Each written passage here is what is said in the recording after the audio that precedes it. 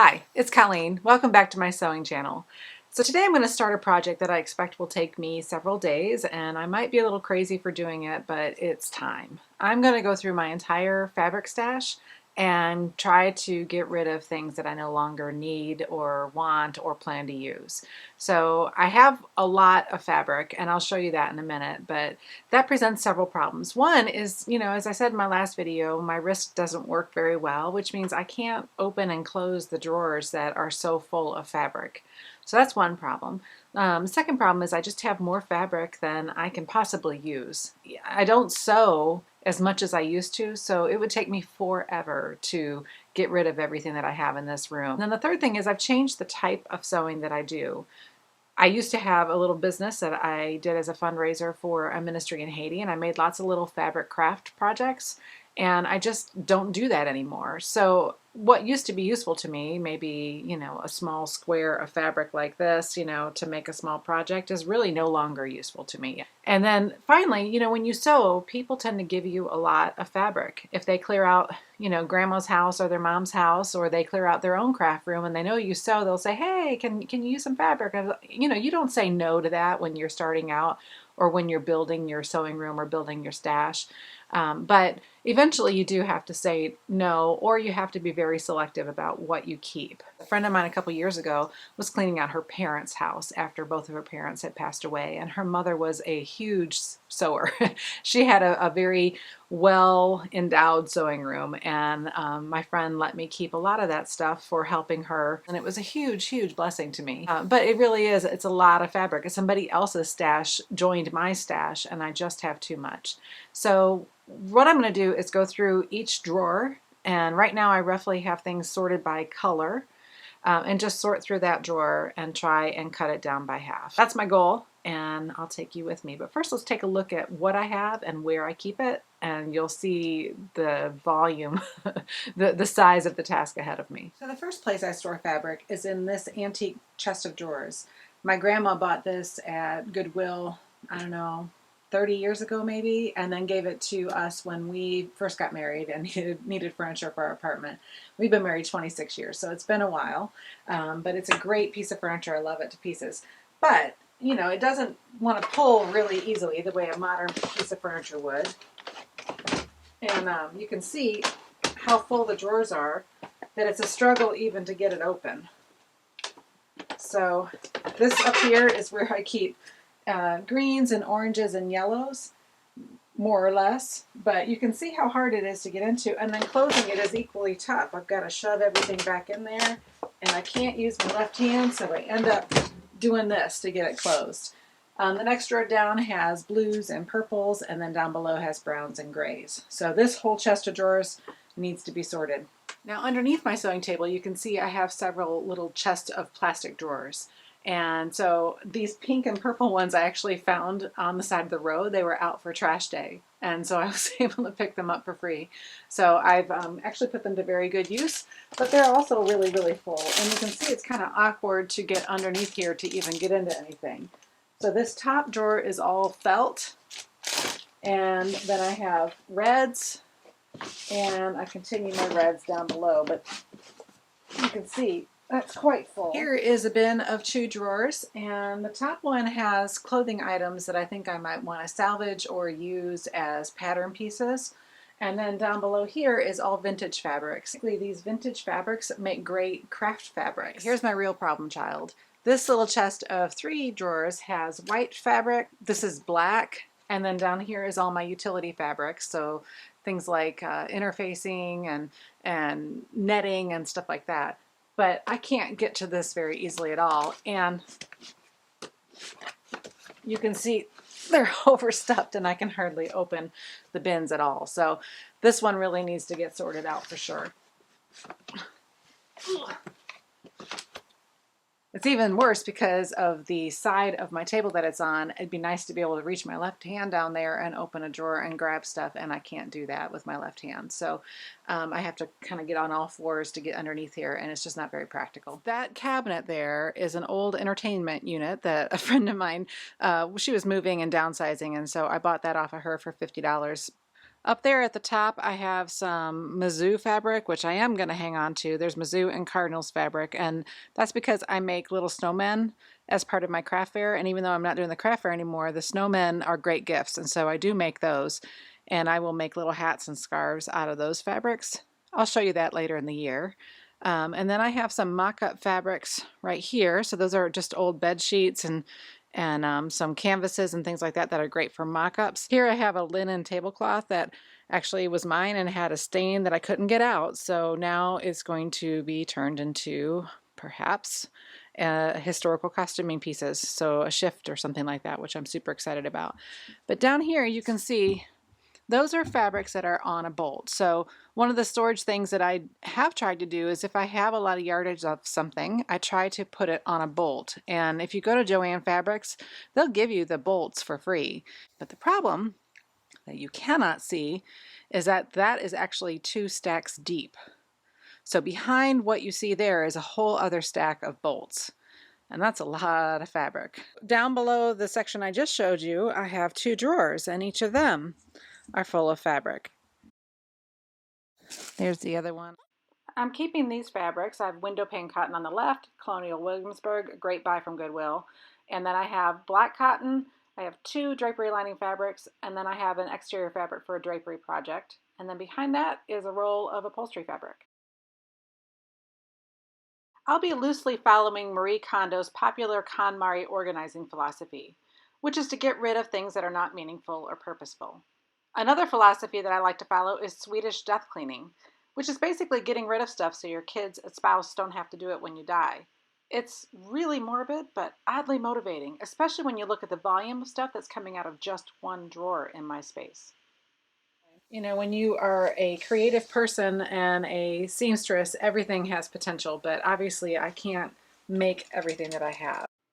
The KonMari method takes you through your house category by category so you can evaluate what you have. For example, you would take all of your clothing and touch every single piece that you own. And then you'd ask questions like, do I wear this? Does it fit? Is it in good condition? Does it make me feel good to wear it? If you answer no to any of those questions, then that item no longer has a place in your life. Given the volume of fabric that I had, pulling it all out at once would have been overwhelming. But since my stash was already somewhat sorted by color, I went drawer by drawer instead.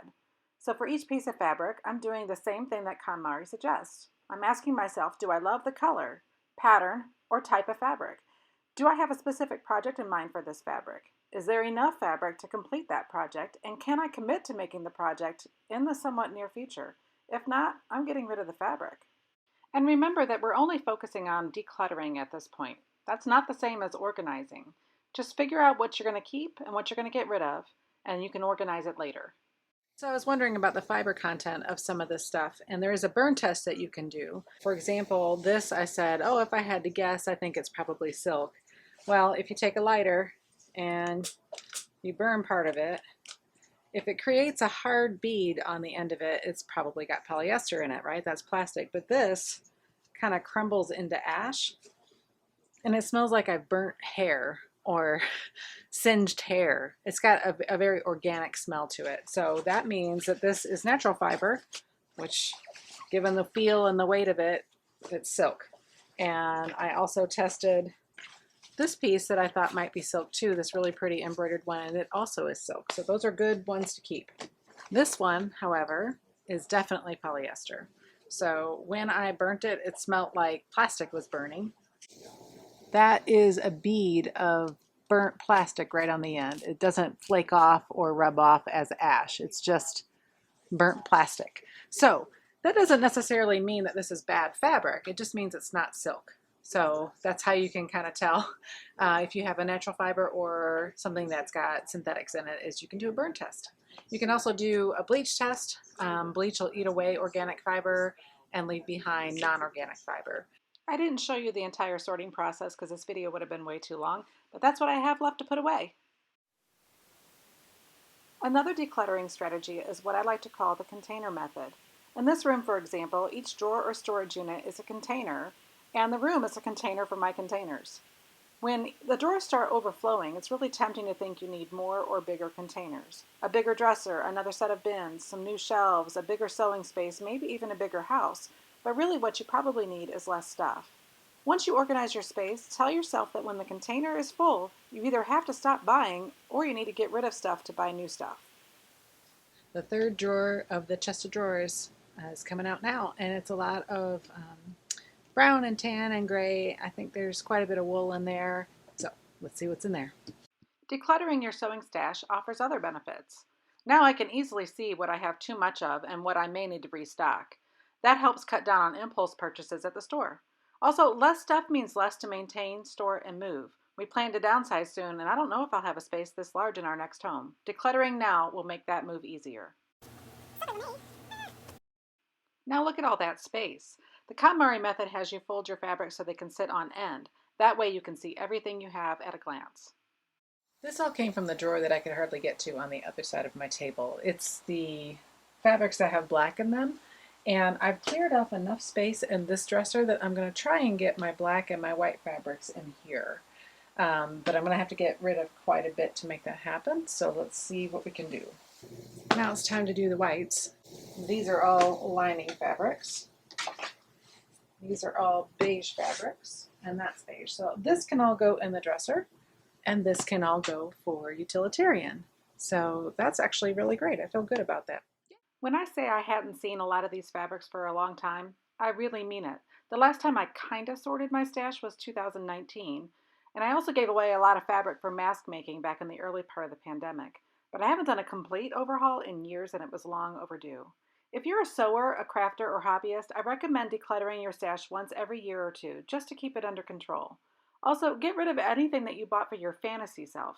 In December, I finally purged scrapbooking and stamping supplies because I realized I was never going to be that person. And that's okay. I don't know, there's more here than I thought. Might not fit, but we'll see what we can do. So this is my felt bin, and it is filled to overflowing.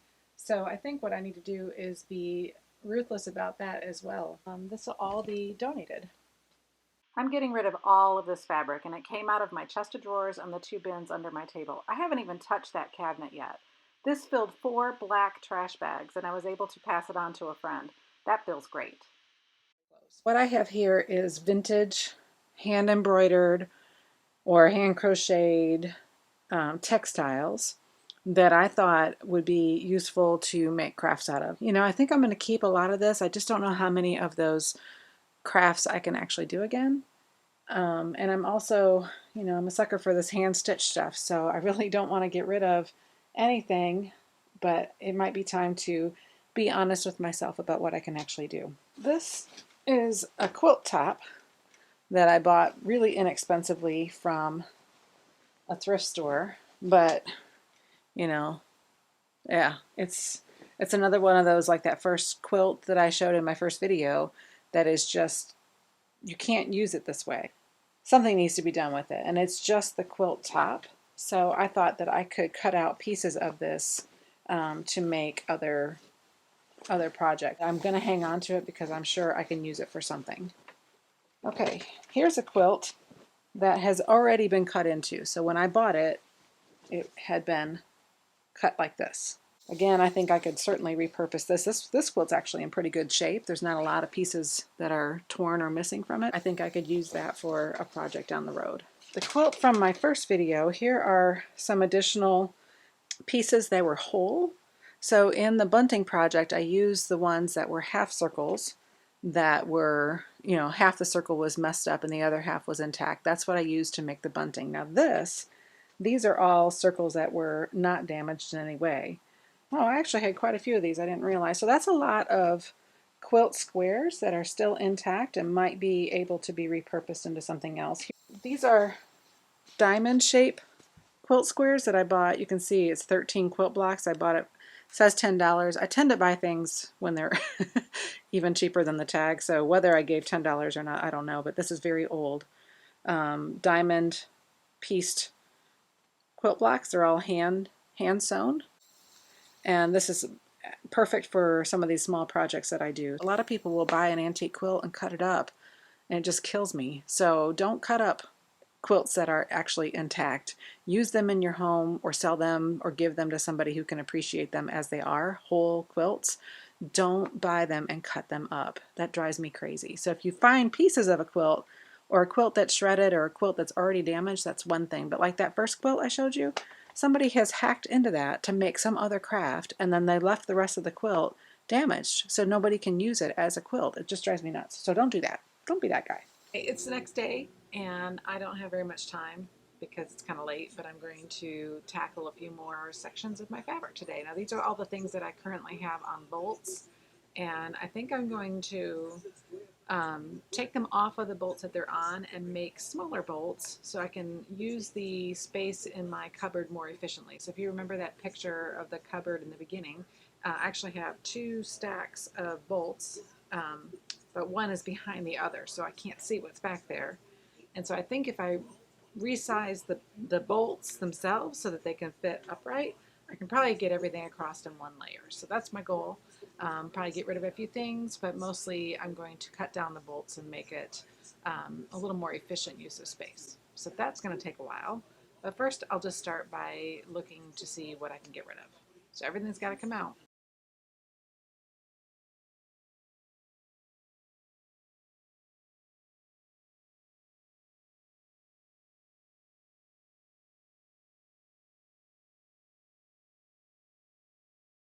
So it's day 3, and I'm at the point in the project where I'm kind of wondering what I've gotten myself into. I'm doing really good on getting rid of stuff, but now I've got to figure out how to store what I have. And so let me show you where I'm at. I realized that I could lower that shelf from where it was to the next spot down. And so I am working on getting all of my big yardage on bolts so that they can sit perpendicular rather than parallel with the shelves. The problem is a standard bolt is much too wide for that. And so I'm having to cut down the bolt, the cardboard bolt itself, and then refold the fabric and rewind it. So that is taking forever. But I think it's going to be much better in the end. This is black satin, and it was folded in half, selvage to selvage, and wound on a bolt. But now I've cut the bolt down, and I'm folding it in thirds and winding it. I'm really excited about the transformation on this cabinet. This was just stacked full, and I couldn't get to half of the material that was in there because I had 2 rows of bolts stacked in there. So I was able to lower a shelf and get all the fabric onto shorter bolts, and they now fit really nicely. I can see what I have, and everything I have is what I want, which is nice. Corset making fabric is here. That's stuff that doesn't have any stretch. So this is great for mock-ups and for finished corsets, which is good because it saves me from buying stuff. This is felt and embroidery floss up here, which I had in one of those pink drawers. That's now here. And then I have all of my buckram and interfacing in this bin here. So that was great. This is a paper cutter, and I have a rotating organizer thing that I was using on my sewing table. I'm using something different now. We'll see if I come back to this. I'm not going to get rid of it just yet. Down here, I've repurposed these 2 drawers to, again, get rid of those other bins that I had. So this is all mock-up fabric. So I have some sheets that I bought on clearance, some sheets from the thrift store, and just scraps of muslin and white cotton. So mock-ups and linings and things like that can come from here. And then below that, I have 3 bolts of tulle and some scraps, which is great. Anyway, that saves me from having to get kind of on my hands and knees to get in these drawers that were underneath my table, and it just looks so much cleaner. It's great. So next I'll show you how the drawers look in the Chester drawers over there. If you remember, I could hardly get them open, and now they're super organized and clean. So in this top drawer I have all of my reds, pinks, yellows, and oranges folded nice and neat, and I can just kind of slide it back in there. Down here I have browns, purples, greens, and blues. So once again, just all nice and neat and organized, and there's actually room to grow in all of these drawers. I could fit in some more fabric if I had to, but I'm not planning on buying any. And this bottom drawer contains gray, black, white, and beige fabric. It feels really good to have all of that stuff in one chest of drawers. It's really convenient for me. I sorted this drawer off camera because there wasn't that much that came out of it, but these are all items that I'm either going to take patterns off of or refashion. Down here, now it's nice and neat and everything's stored on end so I can see what I have. It's the embroidery stuff that I can salvage, some quilt stuff that I can salvage, Back here are handkerchiefs for handkerchief crafts and some additional embroidery pieces. So now it's really easy to open and close with one hand. So there you have it. It was a project that was long overdue, and it only ended up taking me about 4 days off and on, plus a little bit of a fifth day to finish up the filming and editing. And I couldn't be happier with the results. So what left my sewing room? 6 full bags of fabric that is no longer useful to me. It no longer fits my style, it no longer fits my capabilities, and it doesn't fit the plans I have for the future. So all of that fabric is now in the hands of another very creative person who can build her stash. She can sift and sort through those piles of fabric and decide what she wants to keep and what works for her and pass the rest on to yet another person. I also was able to get rid of 2 3-drawer units that were really hard for me to access. They were under my sewing table, and while it looked neat, it was really not practical. And so I was able to get rid of enough stuff that what I did keep out of those drawers fit into the other places that I store fabric. I think I really did end up getting rid of about 40 to 50% of my entire fabric stash, and I feel like a weight's been lifted off of my shoulders. So KonMari Method is all about what sparks joy, and an organized space sparks joy, but just because something's organized doesn't mean that it's really been decluttered. And the clutter within the drawers was really weighing on me and kind of hampering my creativity. So being able to clear all of that out and now knowing what I have and then knowing that what I have is what I can use does spark joy. The next thing I will tackle will be my patterns, and I'll show you how I store them, but I'll also do the KonMari method and get rid of a bunch of them that I don't think I'll ever use. So that'll be another video though. And in the future, I'll give you a tour of my sewing room and show you some other spaces that I have decluttered in the past before I got my camera and decided to do a YouTube channel. But in December, I actually went through a lot of my supplies and purged those too. So that's what's behind this curtain right here, and I will show you that in a future video. Thank you for joining me. Leave a comment down below, subscribe if you like what you see, and I'll see you next time.